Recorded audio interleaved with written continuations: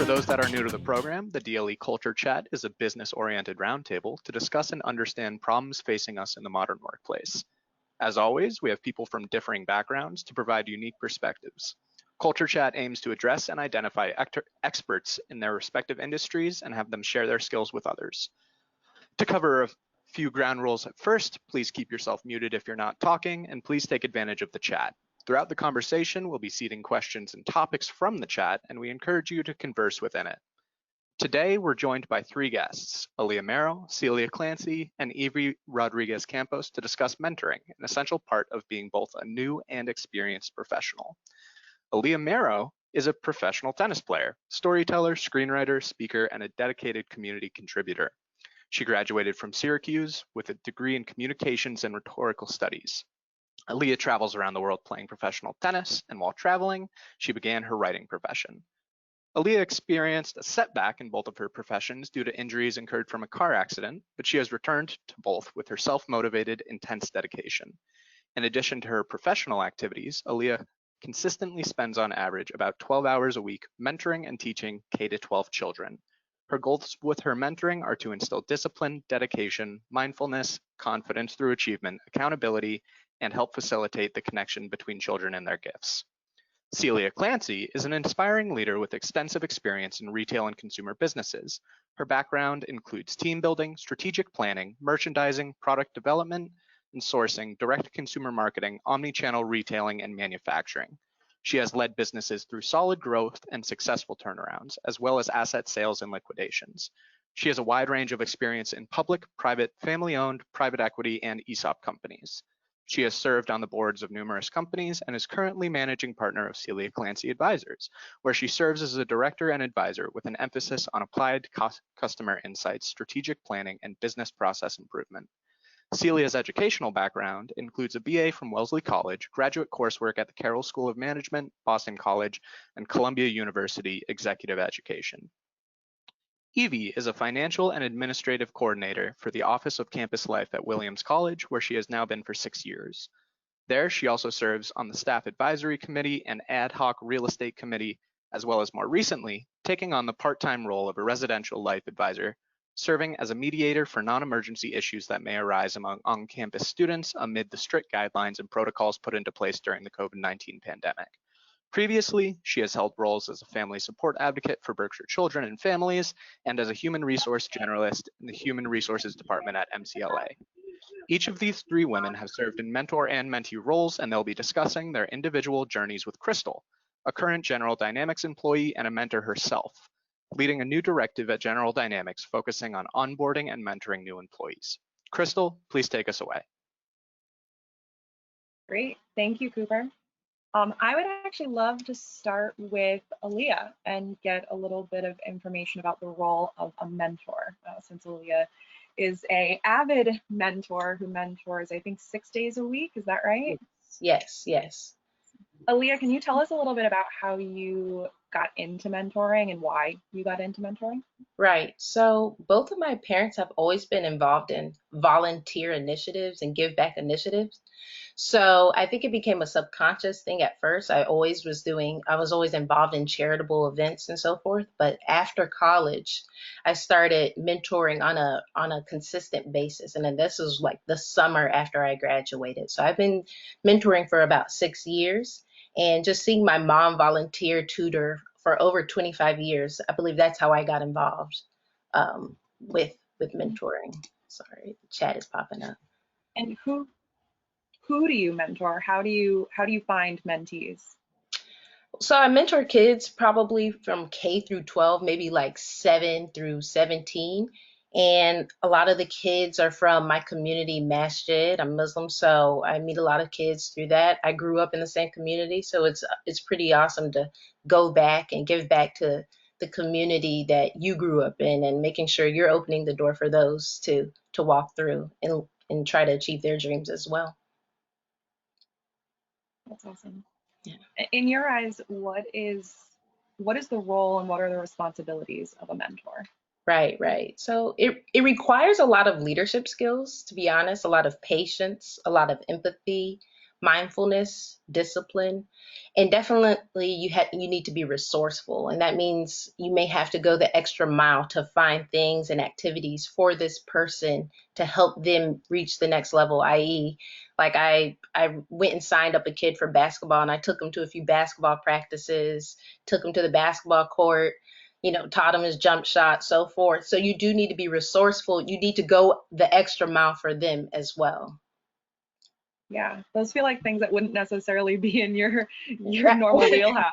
I played a little basketball when I was younger, so I know a little thing or two. So, but it's just more so it shows that you care, and it also shows that, hey, if this is what you want to do, people should be supportive, and that really means a lot to young kids, especially them.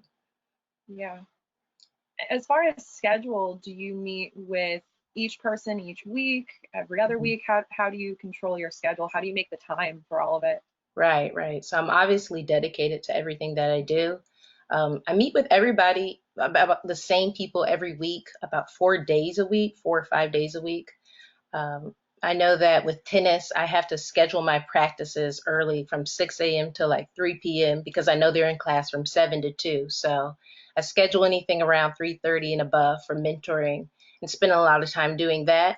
And it does vary because it depends on what they're doing, if they have certain activities, after school programs, as well as me with if I have 2-a-day workouts or a big tournament coming up. It depends. So it does vary, but you are able to send out the schedule before the week starts. Yeah. And I know that, a mentor-mentee relationship, I feel like both parties really get something out of it. What do you feel like you get out of it as a mentor?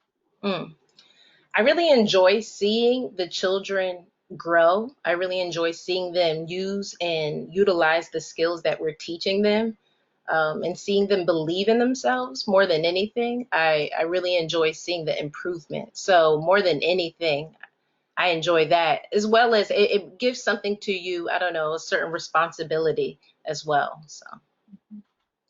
Do you have any advice for anyone who wants to become a mentor?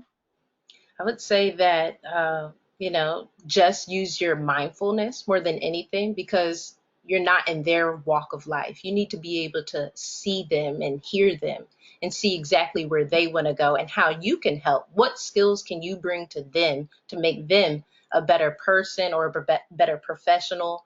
Anything. So make sure you are able to take your time and put yourself in their shoes and figure out from there. I love that. Yeah. Thank you, Aleah. Well, thank you.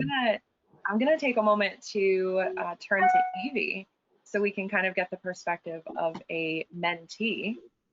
So Evie, can you describe to us how you were connected with your mentor? So I actually became a mentee after I won a scholarship through the Berkshire Business and Professional Women. And they ended up having a pilot program where they wanted to set up connect mentors with mentees. And so the first people that were offered the ability to apply, because you do have to apply, were the people that were scholarship winners. So when I applied, I made sure to just answer the questions just very honestly. I wanted to let them know exactly why I wanted to have a mentor. I knew at this stage in my life, I had gone through being homeless at the time, and I was trying to buy my first home for myself and my children. And so I knew I wanted someone that could help, that I needed that person to be resourceful. I knew I had lost a lot of my self-confidence. I'm originally from Springfield, Massachusetts, so I moved out to Berkshire County about 8 years ago. But when you lose everything, you're in this like seemingly ending abyss that you're just like never going to be able to get out of it. And so I just was really honest on the application. I honestly didn't think I was going to be one of the ones chosen, and I was. So then we had our first meeting where it was the first and only time that we met in person. And I believe there was 4 of the possible mentors in person, and there was one that had called in. And From there, they had let us know the process. We would end up having to sign a contract. We would pick who we wanted, and we would have to email that person ourselves and request that they be our mentor. So it's not just, I want this person, this is who I'm going to get because I say so, like that's who I picked. They have the opportunity to say, you know, yes or no if they felt as well, if it would be a good match. And so I, since it's through the Berkshire Business and Professional Women, I first emailed Celia, who is on the call as well, and I let her know that I had picked Linda. So Linda Dulye, from the Dulye Leadership Experience, is my mentor. And it's been an amazing experience.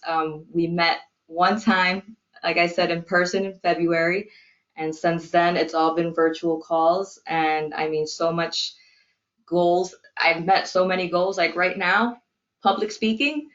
I am not a fan of public speaking, but she pushes me to meet these goals that, as much as I'm terrified of, she's like, you can do it.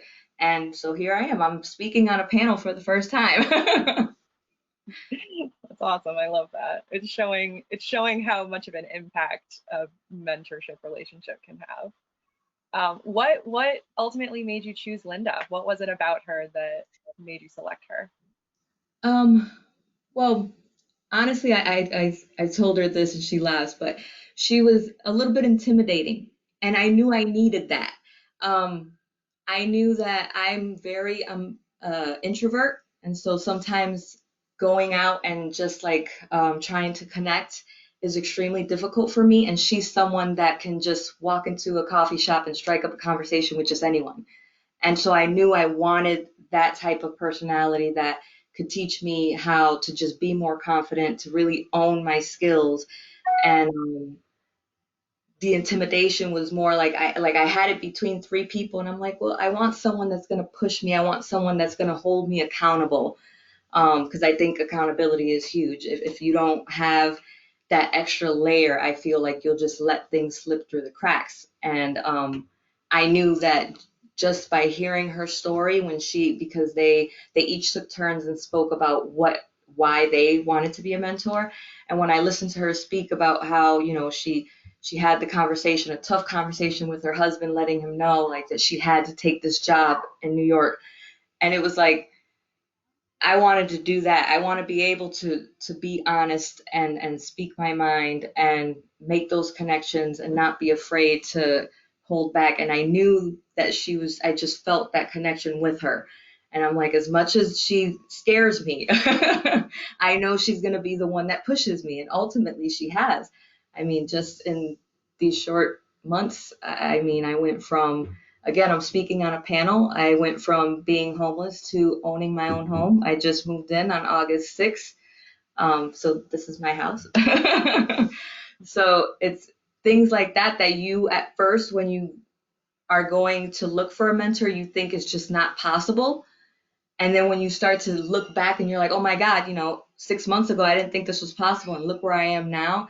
And so my confidence is rising. And so it's been a remarkable experience. Yeah, that's amazing.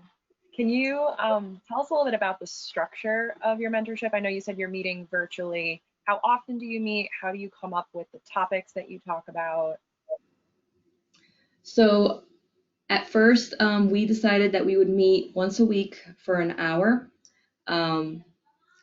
What Linda does, which I think should be something that many of the mentors should do, even if it's something similar, she has me create the agenda.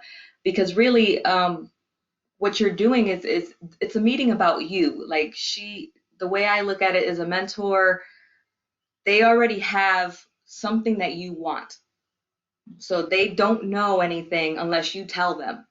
So if it's things that you want help with, you're the one that should be coming up with, these are the things that I'm really hoping I can achieve. And then there's wants and there's needs. You may want, you know, your master's degree, but if you don't have the bachelor's degree first, you can't just go flying for the bachelor's degree. So it's just things like that where they can spell out for you where you need to start and separate those wants and needs and give you a guideline. So really creating that agenda, I would send that to her at least 24 hours in advance so that she could know what I was planning on discussing. I guess depending on how often or how much you're planning on working on, you can meet more often.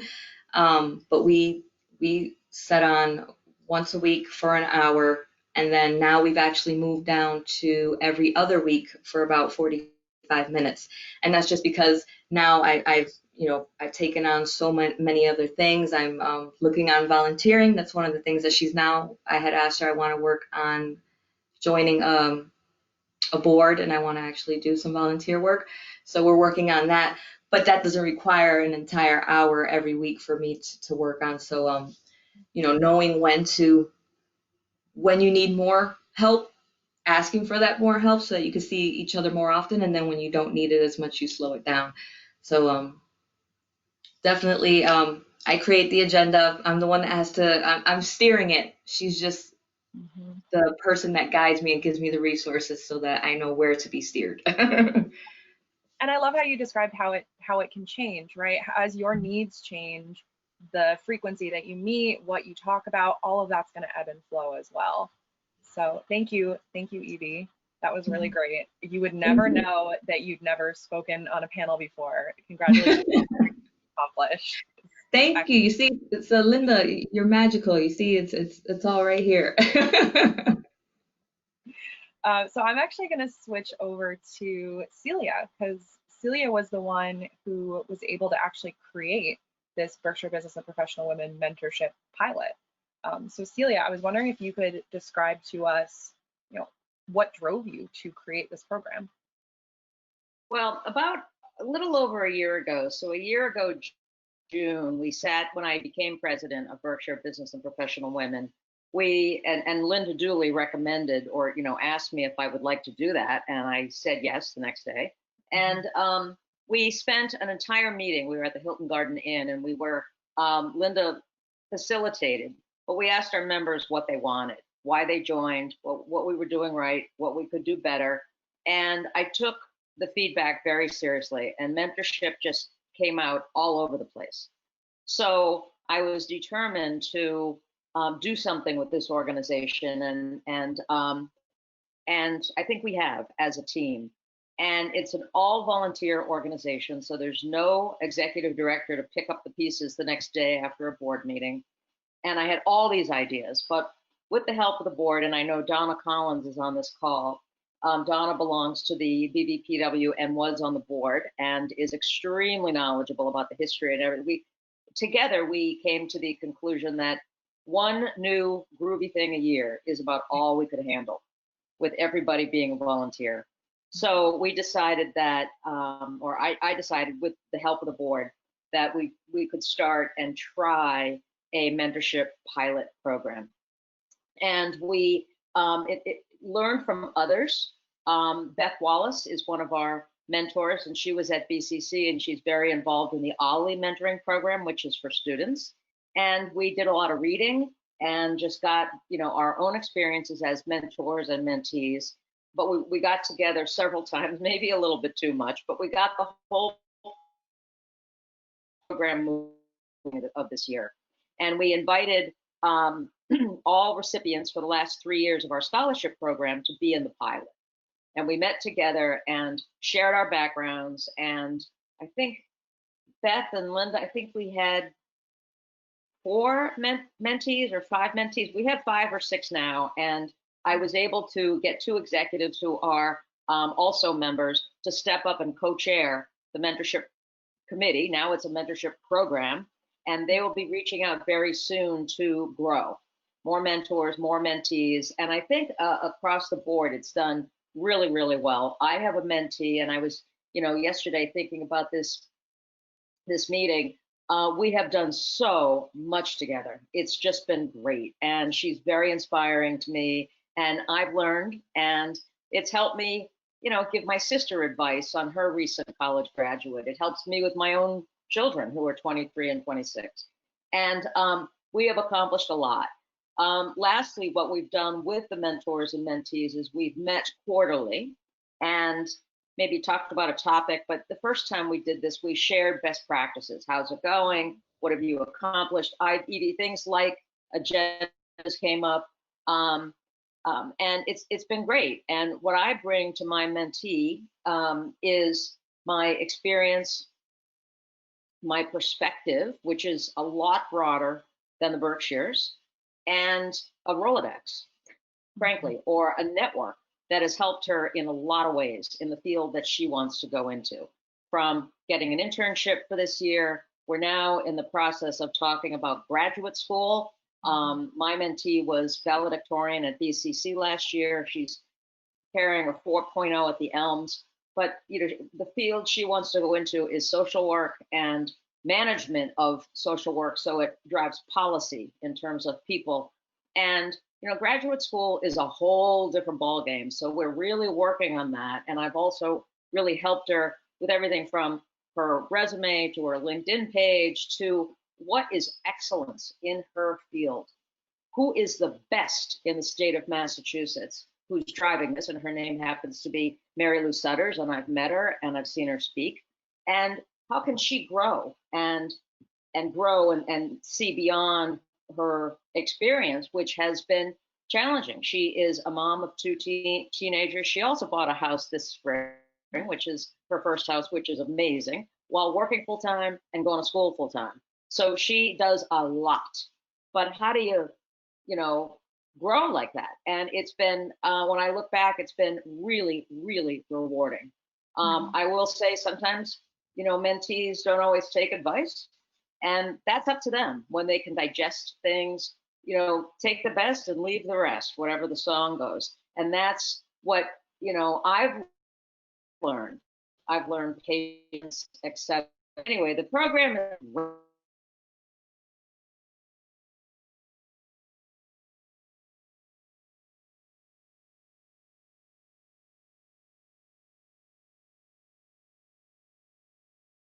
I think I may have lost Celia. I'm not sure. I think Yeah. she's got intermittent service where she is. I know that. Yeah.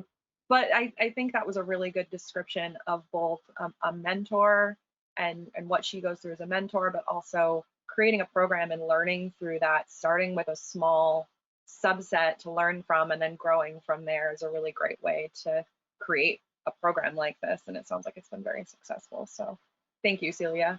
Hopefully she can hear us. So I will turn it over now to Cooper, who can help kind of facilitate the discussion with everyone, continuing on some of these topics that we touched. Absolutely, and thank you for all of our panelists, and Crystal, thank you for leading that discussion.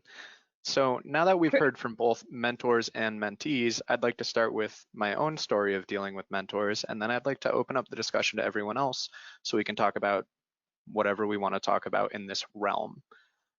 Growing up, the biggest mentors in my life were always teachers. They were professors or teachers that I've had and remain in contact with. And funny enough, the one that I've been closest to for my entire life was my 6th grade teacher, who showed me that you can do anything you want as long as you try. And I think that Celia brought up the best point in the world, that with these relationships, it's give and take, and you can't force it upon people until they're ready. So I'd like to just open up the conversation to talk about how mentoring has being a mentee changed your perspective on work or life or anything in between. And I'd love to hear from everyone.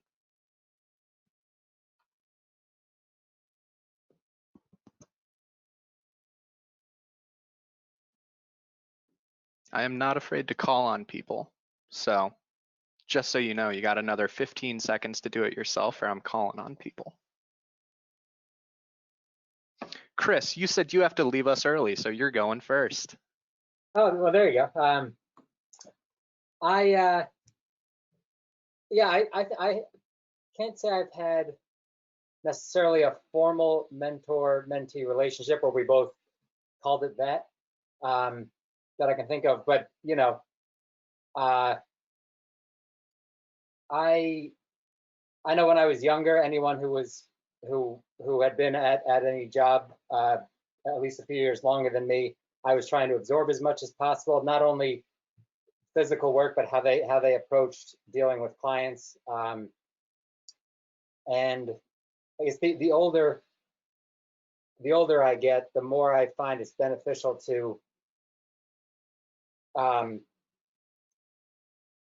not commiserate, but sometimes it's like if you're stuck on something on your own for a while, it's good to just have someone to bounce things off of, and it could be a younger person, and you say, oh wow, I actually know way more than I thought, because you think you're working in this vacuum, and then it's like, oh wait, no, I'm better than I was 5 years ago or something.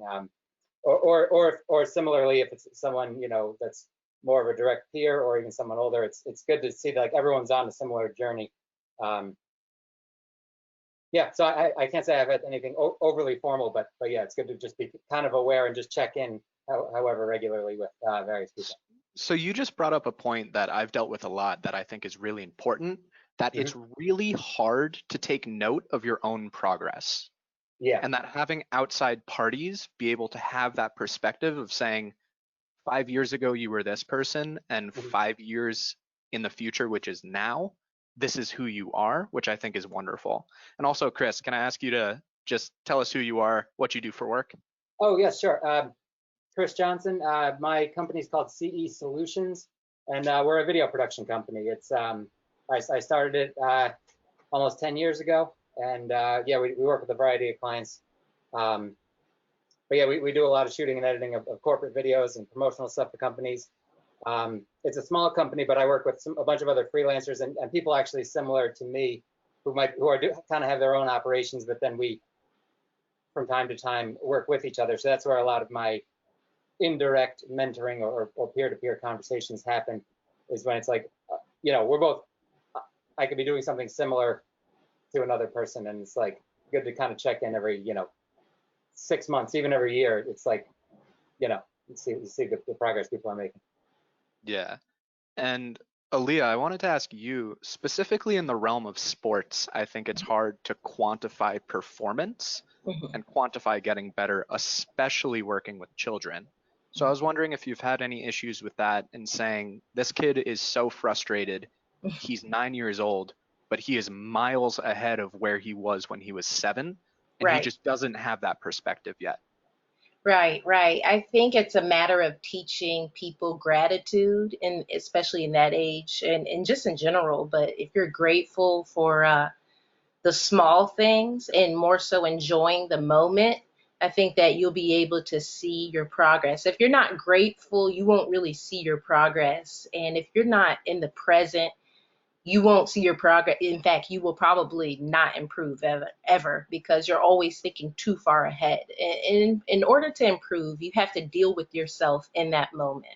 And sometimes that's uncomfortable, but that's where you really grow, and that's where you really see change. So you really have to make sure you're like, it's okay. There's a lot of reinforcement, positive reinforcement, but a lot of teaching, like, okay, it's okay. Like, you're here. There are a lot of people that can't be here, or can't do this, or look at, you made this amount of shots or forehands, or just talking to them in general. So you can help them feel, supported in that moment.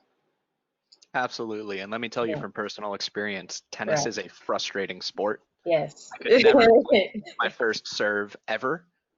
So I'm still working on humility in that. It's still frustrating for professionals as well. So it's not just anybody that picks up a racket, but it takes patience, and it takes patience teaching and learning as well. So with working with children, how do you facilitate an appreciation of the sport as a whole versus just, getting the results that you want? Right. So in a way, you kind of coach the way, I guess, you would want to be coached, because I'm pretty sure everybody here has had maybe a bad professor, or if you've played sports, a bad coach or something. So you kind of coach in the way that you would want to be coached, and just kind of feel it out a little bit. You want to make it fun, because obviously they're kids, right? So it doesn't want to be too uptight, but you want to hold them accountable, because you don't just achieve things by saying, I want to be the best, and then, yes, you're going to be the best. No, you actually have to put in the work and have to put in the process. So there's the accountability part, that you have to be like, okay, I got to hold you accountable. You have to make sure, You know, your legs may be burning, but you have to go that extra mile and you can do it. And especially if you've done it, you know how to push others to do the same. Absolutely. And Linda, I'd actually love to drag you into the conversation today to ask if you see any difference in working with adults, because you primarily work with people who are of working age or in college at least. So I think there's some consistencies.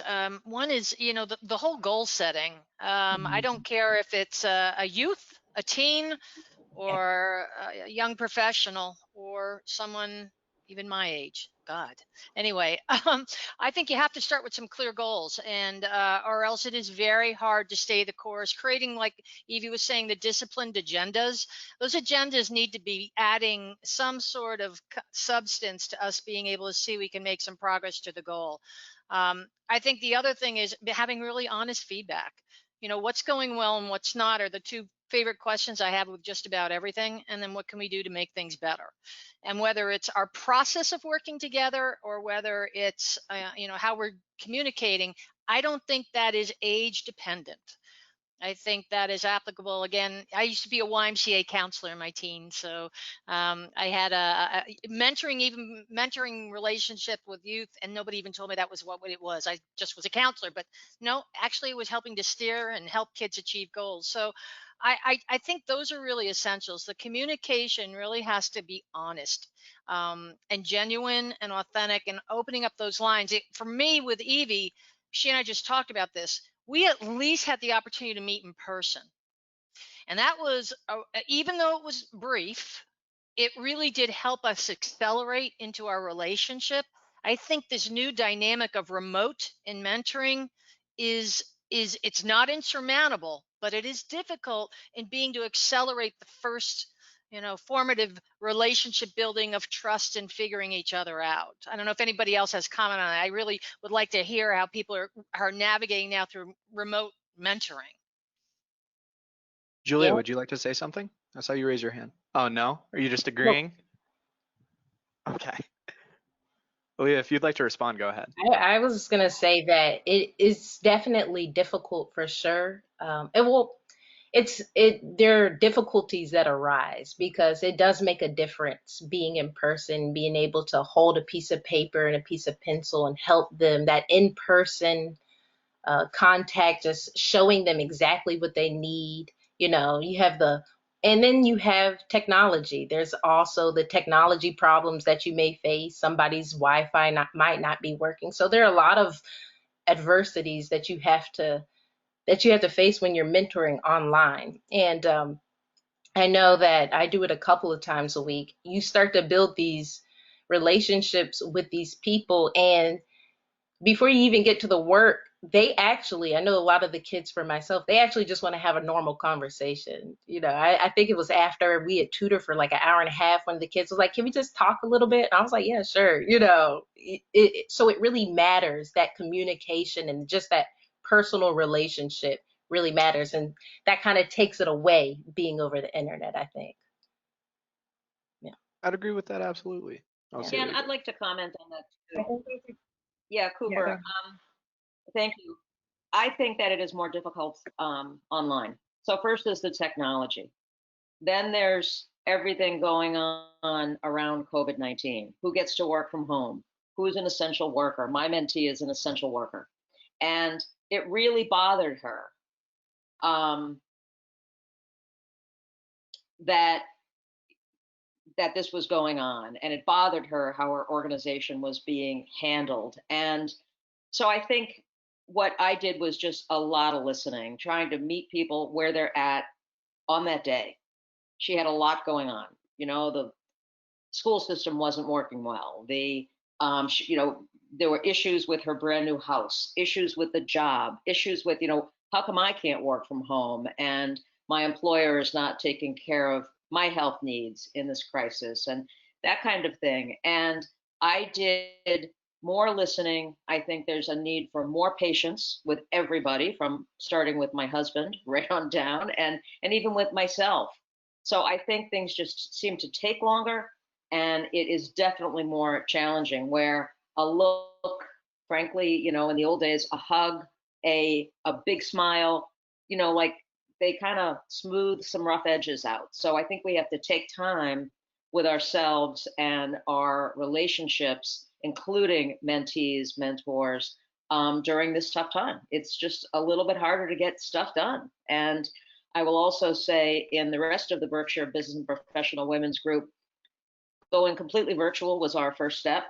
But trying to manage this big fundraiser is, and Kaylee, you can probably nod your head, has been much more difficult, you know, with Google Drive and all kinds of things. So I think we have to meet people where they are and have patience. I completely agree with that. And Kaylee brought up a fantastic point at the current age bias problem in terms of mentoring. And I'd love if people would comment on that, where I know inherently I look for people older than me to be mentors when I need to be able to realize that my peers age-wise also have had unique experiences that can lend themselves to teaching experiences. Yeah, so Cooper, I always have to talk myself out of that because I feel like when I am giving someone advice, I feel like I don't have the qualification to do so because of my age or because I might be younger and not have all the experience that other mentors might have. But I know Beth Gilbert's on the call, and her and I do a very good job of mentoring each other. We have this really great relationship where we kind of are both the mentors and both the mentees, and we take turns being each role with each other, even though we're in the same age group. So it's not age dependent. And I just feel like I myself always have that bias in my head and have to talk myself back from that. Absolutely. And Beth, I'd love for you to jump in because you just made a great comment that you feel that everyone has a certain aspect of them that makes them a mentor. Yeah, so I feel like when you go through life, you meet people in one way or another, whether that relationship lasts or it doesn't, you usually walk away from that relationship with experience learned. And in some way, you can view that as you were just mentored by that individual that you came across in your lifespan. And so I think, I mean, there's things that I'm learning even from my siblings who are younger than me. They're teaching me things, and that's in retrospect is mentoring me, and I'm also mentoring them. Or I'm like Kaylee said, you know, we kind of have this relationship where we are both the mentor and the mentee. So while there is this view of what a mentor and a mentor or a mentor and a mentee is, and sometimes that scares people, you kind of are doing it anyway in your life all the time. So Absolutely. And I think you bring a great point up that even in family, you have learning experiences from each other. I know that I personally am part of a nonprofit that's run by a 19-year-old. And as a 23-year-old, that is oftentimes a barrier of me going, oh, they're 19. How in the world do they know how to do all this? And then I try to take the perspective of instead going, how in the world of going, holy crap, they're 19 years old and know how to do all of this and are good at it. I have so much to learn from someone who's 4 years younger than me, and that is so cool. So I was wondering if anyone has any other stories of mentors or mentees they'd like to bring up. I mean, even with our two interns today, Sudeep and Slater, who produce wonderful, wonderful work, have taught me throughout the last month and a half, 2 months. And I do have to say that sadly, it is their last day today. So we want to offer both of them a huge thank you. But they have provided me with learning experiences this entire summer. I'd like both of them to just talk about, I told them that we've had two standout interns from Syracuse University for 8 weeks. And this has been a massive mutual learning exchange experience. So Sudeep and Slater, if you just talk a little bit about your experience and what you learned. Yeah, I can go first. I just learned a lot about definitely balancing a lot with the social media outreach and managing all the accounts and just creating content. Also, I mentioned this to Linda and Marcus yesterday, but just interviewing people like Cooper and Aleah definitely got me out of my shell a bit more. I'd never really interviewed people before, so that definitely helped. That just helped with being a better conversationalist, just talking to people. And so I definitely learned a lot with managing my time, you know, meeting deadlines and creating content. So it was really fun. Yeah, I also had a really great experience. I learned a lot about what it takes to, you know, take a company or organization take an organization to market, learn what kind of research that takes. And I talked a little bit about this yesterday with Linda and Marcus, but just like learning how important a community of people is, having like a group to lean on and support each other is just so invaluable. And like whether it's professionally or just like personally, keeping your head above water when things are changing, I think it's just one of those things that everybody, like, I feel really lucky to experience that, and that's something that whether it's with the DLE or wherever I go, it's something that I'll be looking for in the future. So yeah. Well, I will just say, remember both of their names. You will see them in the future in big ways, positive ways. Michelle, I'd love to hear from you about your mentor that you've known for your entire life. That seems like such an interesting relationship. Thanks, Cooper. Yes, so some of you may have seen she presented at the Own Your Own Difficult Conversations. Annie Shibata is my lifelong mentor, which has positive and negative connotations because she and my mom went to college together and are best friends. She convinced my mom to move abroad to Japan after college and got her out of her comfort zone. I'm a year younger than her son, so that has created conflict and also special things because she's familiar with what people my age are going through. But sometimes I'll speak with my mom about something that's going on and Annie will immediately text me and be like, I can't believe you haven't talked to me about this yet. So I get called out a lot, which is good. It keeps me accountable, right? I'm not just keeping things tight to the vest to myself or just putting it all on my mom and having only the mom perspective. I get Annie's professional perspective too. She's really helped me with my salary negotiations in past jobs, dealing with ageism in the workplace, interview skills, public speaking, things like that. So it's definitely beneficial. And what's interesting, because I really hate virtual connection, I think it's great that we live in the time where it's possible in a pandemic. I'm grateful that we have this medium, but I much prefer being in person. But because Annie, my whole life, has either lived abroad or in usually a different state, we've always had a mentee mentorship, mostly over the phone or online. And I think it gives us greater access to be able to speak when we really need to, which is nice. Although it would have been wonderful to have more of a set schedule like what Linda has with her mentees. It's nice to be able to just text or pick up the phone with someone who, you know, wouldn't mind having you do that all the time because we have a close family relationship.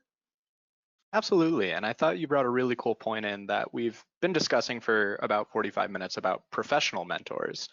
And there's also a completely different side of having a personal mentor or non-professional things in terms of talking about how to go through life. I know I grew up with a single parent who, for numerous reasons, couldn't always be there in that part of my life as a mentor. So I grew up having other adults help me and other professors and teachers and stuff like that work through personal problems, which has been amazing as well. So has anyone had a similar scenario where, you know, maybe out of nowhere when you're in a difficult situation, someone comes up and takes you under their wing and says, hey, I'm going to teach you and guide you and help?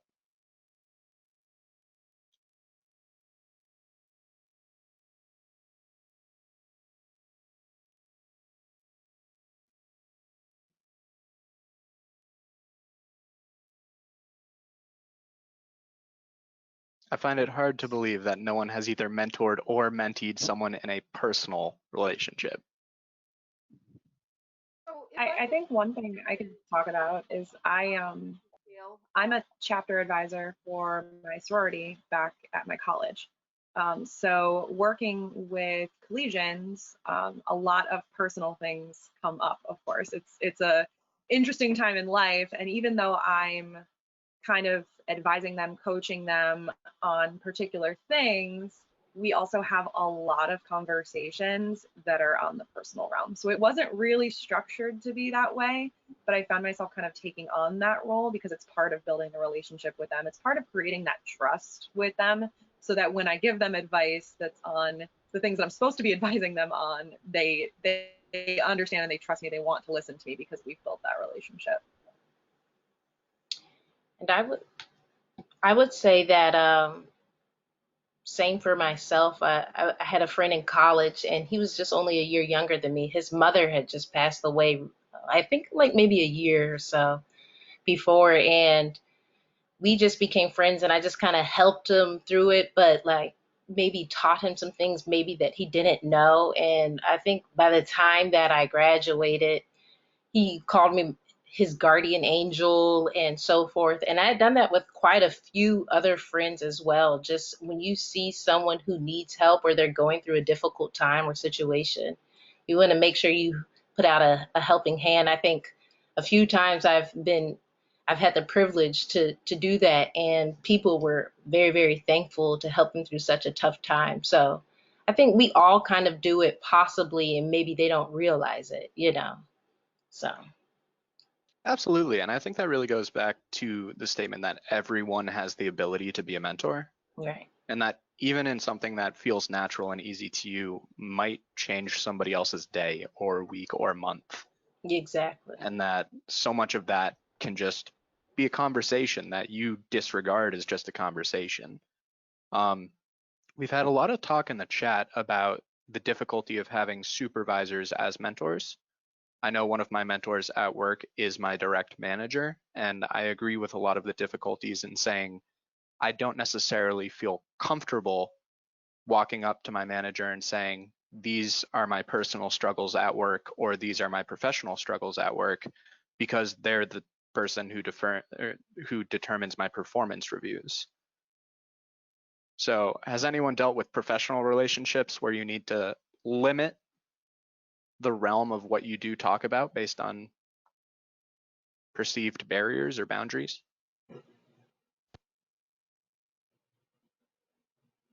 This is Kirsten. I'm actually in a group at my work now. So our company does mentorship programs. So you kind of just get randomly assigned. So currently it's just a leader in my program. He's not my direct leader, but he's just a leader in our office. And I definitely do find myself kind of limiting what I say. I definitely enjoy my job, but it's not what I want to do for the rest of my life. So I don't kind of like ease into everything I kind of want to talk about and learn and grow. So there definitely is that kind of barrier of kind of limiting what you really want to discuss. You don't get as personal as you would want to. So it definitely has its holdups, I guess. Absolutely. And in that mentor-mentee relationship, have you found that as it continues, you've been able to get more open, or has it just stayed the same because it's not necessarily what you want to do? Also, can you give us where you work? Yes, so I live in Raleigh, North Carolina, but I work in Durham. I work at a architecture firm. They have multiple locations all across the country, so that's where I work. And I am the office coordinator there.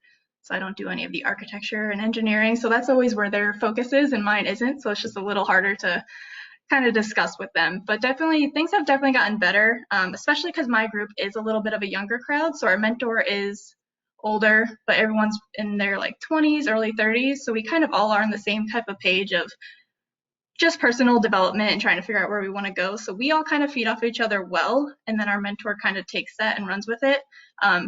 But he's been working in the same field for years, so it's a little bit more harder for him, I think, to kind of tag on and like understand where we're all coming from, especially me.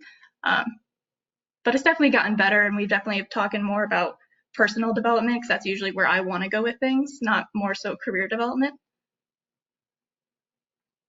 Absolutely. I think you bring an awesome point up that in states where you necessarily want to talk about one thing, it might not be applicable to a certain mentor. So I think this brings it back to something we had in the chat ages ago of, do you feel it's appropriate to have multiple mentors in different aspects of your life? And that's an open question. If I can jump in, I don't think you can just have one mentor that takes care of all the aspects. So, so my name is Celia, and at the moment I am a PhD student at UMass Amherst, and I live in Williamstown, Berkshires, and I moved here about 3.5 years ago. And in my previous life, I lived in Finland. I'm originally from Finland, and I was a civil and mechanical engineer. So yeah, and yeah, I would say that I wouldn't probably consider my like professional mentors as my personal life mentors, because all of them happen to be men. So I do have friends who are, you know, has different genders, so that's not issue. But yeah, I had good relationships with my boss, and I never ever felt uncomfortable sharing any of my concerns and questions. And I think quite often companies do assign you a mentor or a person you can, you know, if you have any questions, you can ask them. And I have also, not as an official mentor, but I've, you know, when I've heard that we have like some, you know, engineering interns coming, I kind of tend to go and see them and, you know, ask how they're doing and all that, and telling them, you know, if you have any questions, just feel free to reach out for me. But yeah, I think my people that I consider my mentors, they've been, I guess, more or less from my professional life. Absolutely. I also thought you brought up an interesting point that while you may have professional mentors, it sounds like you're acting as a personal mentor for the interns below you and saying, I know the position you've been in, I'm able to empathize with you, and if you need me, please reach out, which is a really, really cool thing. Yeah, I think what student, and I can kind of like think me being the student that, you know, you kind of think that you have to know everything. And once you gain the experience, you're like, no, I definitely don't know half of the things. Maybe not, maybe 10%. So sorry, go ahead. I do have to say that I think the younger generation kind of like, I've been pretty surprised how smart they are by making lots of questions and not just like trying to pretend that they know everything. Absolutely. And the old saying of a foolish person believes they know everything, but a smart person knows they know nothing. Yeah, seems exactly. very poignant in that situation. Yeah. Would anyone else like to bring something in to the conversation? Feel free to lead us in a different direction. This is an open discussion. Hello, hi everyone. My name is Tamika Mason. I'm coming from Camden, New Jersey. I am the executive director of an organization that helps families learn about all of their different school options and ultimately apply to school options that is outside of their traditional school. I manage a team of 5. And so when we speak about mentoring, I like to stand on a platform as a leader where I'm encouraging growth. And a lot of times, you know, you go with your day-to-day and you kind of mentor through different processes. But I like to do something called a step back, which allows us to kind of like insert different personal aspects of the work that we do. I think I like to have a bit of personal and yet business in my relationships because it allows me to empathize. It also allows me to be able to know what technique to coach and to mentor my team along, you know, with our day-to-day. So and then you look at the landscape of your team. So I have a team, again, as I mentioned before, of 5. 3 of us are parents, 2 of us aren't, and so you kind of have these conversations. You have one parent, like we were talking about, just transitioning into remote work, and so you might have one parent that has 3 kids, and it affects their work ultimately. So you have to kind of engage in that personal type of relationship in order to move people along in that personal development. We don't go day to day on talking about our personal lives, but I think at some point, especially when you're leading a team, stepping back, our recent step back, I did an exercise with them called the journey line, and they had to basically start from their time of birth up until today, and just kind of put on a piece of paper what are significant moments in those years. And it allowed me and the team to see each of our personal goals, some of our personal downfalls as well, and then to kind of learn a little bit more about each other so that we're able to coach each other along the way. So I think having a bit of a personal touch in with the business allows for, an overall growth professionally.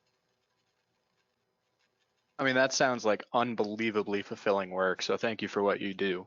As I do notice a few people are beginning to drop off, I want to throw it over to Linda before people really start going. And I also want to mention that, as normal, we'll continue this conversation until about 1:15, and you're more than welcome to hang around where I'll be supporting the conversation until then. Yeah, just give me a minute. And I want to thank Cooper. Great job always moderating. It is a really, really gift of yours. The skill of moderating is really tough, and you do it better every week. Celia had a slide off. Thank you, Celia.